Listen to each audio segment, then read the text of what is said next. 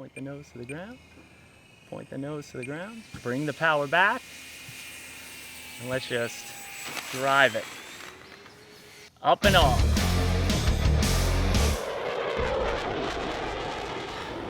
Pilots, welcome back to Motion RC for a flight today on a classic from FlightLine. This is my 1600mm FlightLine Spitfire, the Mark 9. I absolutely love this plane. This is my original one of the first ones I purchased when I worked for Motion RC, and she's still going strong to this day. And I absolutely love flying her, and it was a perfect day to get outside with the Spitty. So let's take her for a flight. Then when we land, we shall talk about her a little bit for those that might not know about her. So again, whenever you're taxiing out of Warbird, you always want to be on that up elevator, keep that tail on the ground. And let's see if I can get this right. Sometimes I move a little bit to the right or the left as I take off. Got to get on that rudder control, but she's an absolutely gorgeous flyer. Today I'm on a 5000 Admiral, standard 5000 Admiral pack, 6S, power, and I do have a gyro in there, the Hobby Eagle AL that I put in, and it's always on. That's the way I've always had it, and I love it like that. So are we ready to roll? Let it rip. Taking off right to left. Gonna bring in the power up slowly. Get the tail off the ground flying. And she is gone. Bringing in the gear.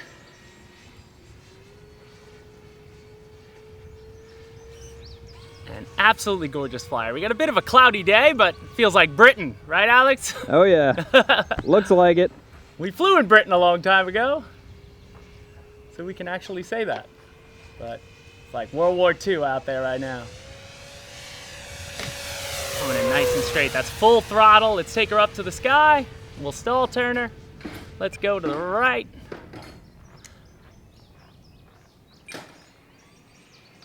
Coming right at us. Now I'm gonna turn. Turn and burn.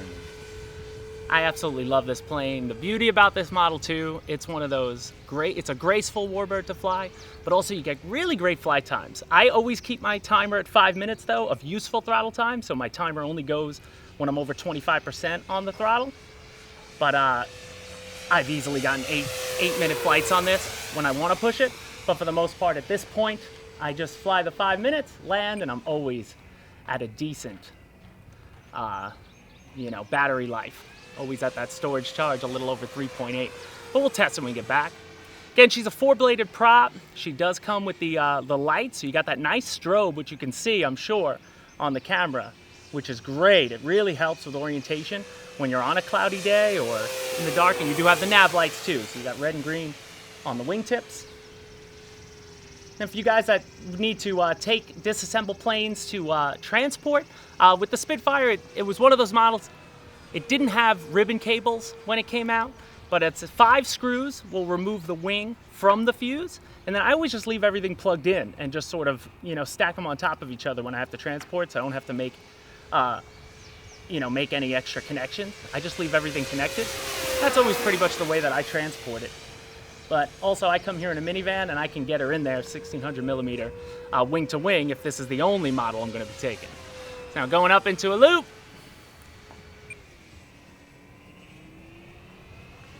And again, we get a crosswind above those trees, but with that AL gyro in there, man, she is so nice.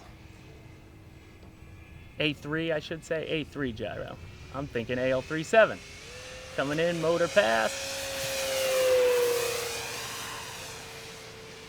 All right, let me change up my flight pattern.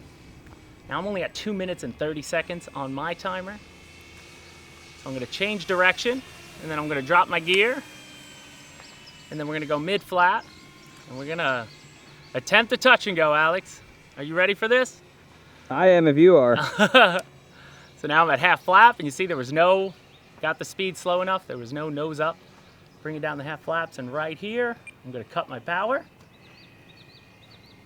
Point that nose to the ground, point the nose to the ground, point the nose to the ground. Bring the power back, and let's just drive it. Up and off. And there she goes. I'll take that one. Bring the gear back up. And my gear, actually, it's been a while. I've never replaced them. But one gear goes up faster than the other, so it's almost scale. It's actually really funny. It's been this way for a while now. I don't know what the cause of it, but they work perfectly. She's got probably 1,000 fights easy on her and still going strong. Gonna go vertical again. More than enough power. One thing I always wish with this plane, if they just came out with a 3-bladed propeller mount and everything, so you can make it a Mark 1. That is my preferred Spitfire, but I'll take any Spitfire. To me, it is my favorite profile of a Warbird. I like the history behind it. I've watched the Battle of Britain movie numerous times. Love just the whole idea of what these aircraft did for the world.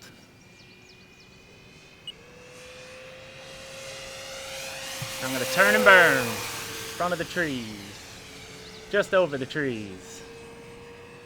Let's get back into another big victory roll.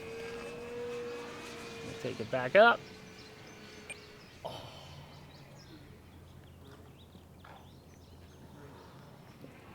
That's power off. Gliding by. I'm at 40 seconds.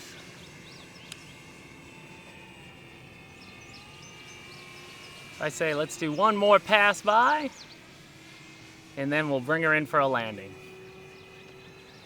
So just gonna get back into my regular right to left pattern. Coming in against those dark gray skies. Looks mean.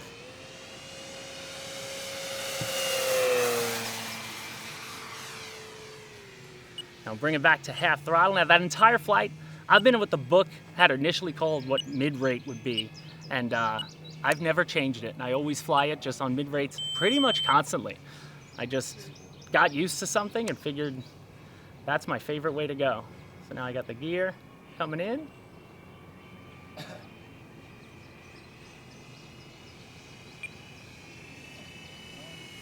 I am.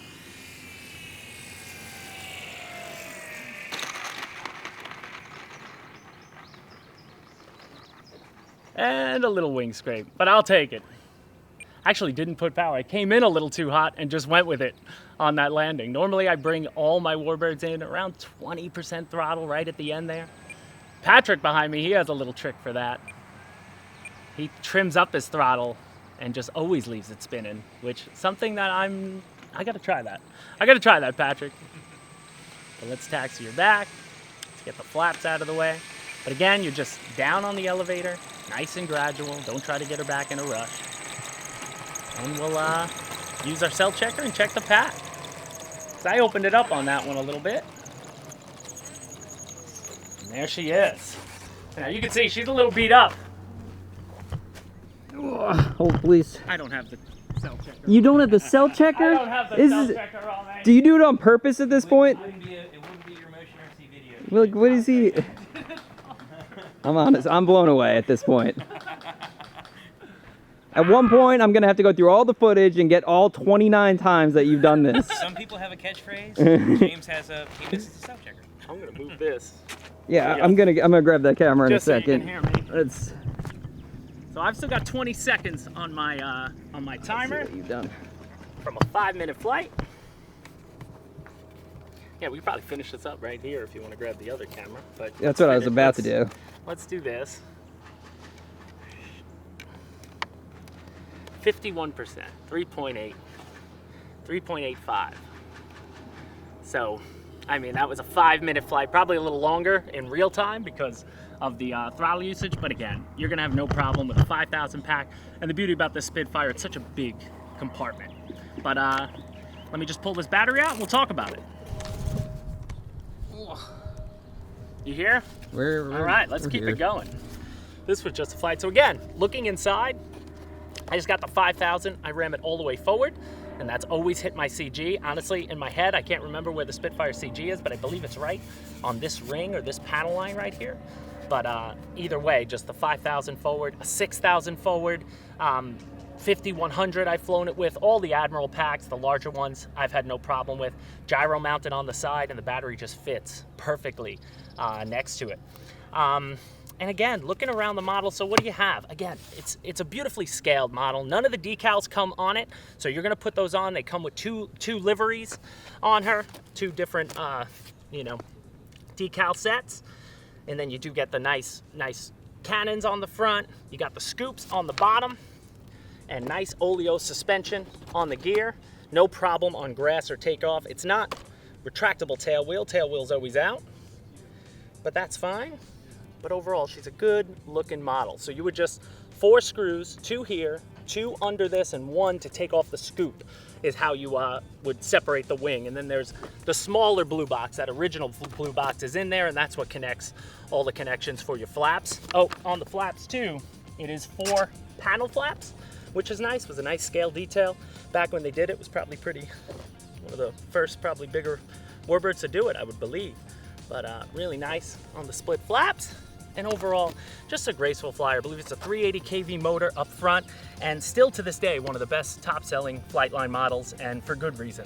It's a good, presentable Warbird, looks good, and you can see over time, I don't even fix it because that's my battle damage from my nose overs. I landed her on her tail more than once, but I keep that there to remind myself that, hey, now I can fly a Spitfire. So guys, if you enjoy the FlightLine Spitfire, check the link in the description. That'll take you right to the product page on both motionrc.com and motionrc.eu. If you like what we do here, please hit the like button. I think it's in this side of the YouTube video. That always helps. Leave a comment if you have any questions about this model, and then head over to Hobby Squawk. I'll have the link to the forum thread in the description as well, where guys have been talking about the Spitfire for God knows how long now. It's been a while. But guys, thank you so much for joining me. Hope you enjoyed the flight, and hopefully you get yourself a Spitfire. We'll see you next time.